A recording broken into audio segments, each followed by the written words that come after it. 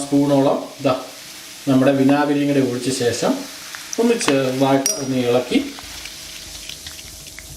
ചെറുതായിട്ട് ഒരു ലിക്വിഡ് പോലെ ആക്കിയെടുക്കാം. പേസ്റ്റ് അല്ല, ലിക്വിഡ് പോലെ ആക്കിയെടുക്കണം നമുക്ക് ആദ്യം. അതായത് ഇതുപോലെ നമുക്ക് ലിക്വിഡായിട്ട് കിട്ടും. ഇത് ഉപയോഗിച്ചിട്ട് നമ്മുടെ വാഷിംഗ് മെഷീൻ്റെ ഫ്രണ്ട് സൈഡാണ് നമ്മൾ ക്ലീൻ ചെയ്യാൻ പോകുന്നത് ആദ്യം. അതിന് നമ്മൾ ചെയ്യുന്ന സാധാരണ ഒരു സ്പോഞ്ച് അല്ലെങ്കിൽ തുണിയോ എന്താണെങ്കിലും കുഴപ്പമില്ല. ഇതിലേക്ക് ഒന്ന് മുക്കുക. ഒന്ന് മുക്കിയ ശേഷം നമുക്ക് ഈ ഡയർട്ടി ഉള്ള പോർഷനിൽ ശരിക്കും ഉരച്ചാൽ മതി. കാണിച്ചു തരാം. ശരിക്കും ഉരയ്ക്കുക.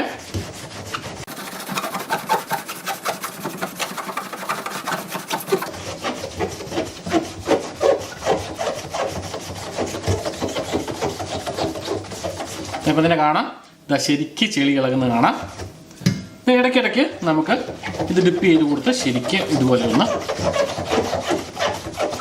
ഉരയ്ക്കുക. ഇനി ഇതുപോലെ തന്നെ ഞാൻ നേരത്തെ പറഞ്ഞ പോലെ ഈ ഉൾവശം അവിടെ ഇതുപോലെ കൈ ഒന്ന് വെച്ച ശേഷം ഇതുപോലെ ഒന്ന് ശരിക്ക് ഒന്ന് തേച്ച് കൊടുക്കുക. ഓരോ ഏരിയയിലും മൊത്തത്തിൽ ഇതുപോലെ ഒന്ന് തേച്ച് കൊടുക്കാം.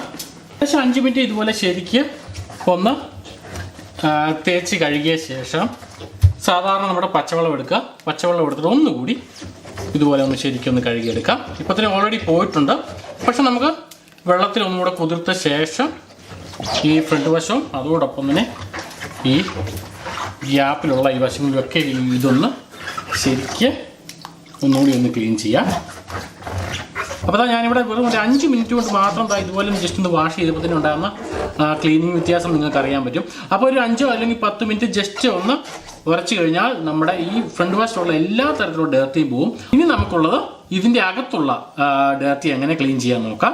ഇനി നമ്മൾ ചെയ്ത ബേക്കിംഗ് സോഡ അതല്ലെങ്കിൽ ബേക്കിംഗ് പൗഡർ എടുക്കാം. ഏകദേശം 2 അല്ലെങ്കിൽ 3 സ്പൂൺ ബേക്കിംഗ് സോഡ പൗഡർ ഏതാണെന്ന് വെച്ചാൽ ഇതിൻ്റെ അകത്തേക്ക് ഡയറക്റ്റ് ആയിട്ട് തന്നെ നമുക്ക് ഇട്ട് കൊടുക്കാം. ഈ ഒരു പോർഷനിലേക്ക് ഇട്ടാൽ മതി. അതിനുശേഷം നമ്മൾ നേരത്തെ ഉപയോഗിച്ച വൈറ്റ് വിനിഗർ അതുകൂടി എടുക്കാം. അതും ഇതിലോട്ട് തന്നെ നമുക്ക് ഇതുപോലെ ഒന്ന് തളിച്ചിട്ട് കൊടുക്കാം. ഇതിലേക്ക് ഏകദേശം ഒരു 5-6 സ്പൂണ് അതിലേക്ക് ഇടാം. ഇനി നമ്മൾ ഉപയോഗിക്കുന്നത് ഇവിടെ ഒരു അല്പം വാഷിംഗ് പൗഡറാണ്. ഈ വാഷിംഗ് പൗഡർ ഇട്ടില്ലെങ്കിലും കുഴപ്പമൊന്നുമില്ല. കാരണം വാഷിംഗ് പൗഡർ ഇടാൻ കാര്യം വെച്ചാൽ നമ്മൾ ഇതിൻ്റെ അകത്തേക്ക് വിനാഗിരി ഒഴിക്കുമ്പോൾ ഒരു പ്രത്യേകം നമുക്കറിയാം വിനാഗിരിക്ക് ഒരു സ്മെല്ലറിയാം. ആ ഒരു സ്മെല്ല് അവോയ്ഡ് ചെയ്യാൻ വേണ്ടിയാണ് നമ്മൾ ചെറുതായിട്ട് വാഷിംഗ് പൗഡർ ഇതിലേക്ക് ആഡ് ചെയ്യുന്നത്. വാഷിംഗ് പൗഡറിന് പകരം നമുക്ക് ഏതെങ്കിലും തരത്തിലുള്ള മണം നൽകുന്ന എസൻഷ്യൽ ഓയിൽ ഇട്ടാലും മതി.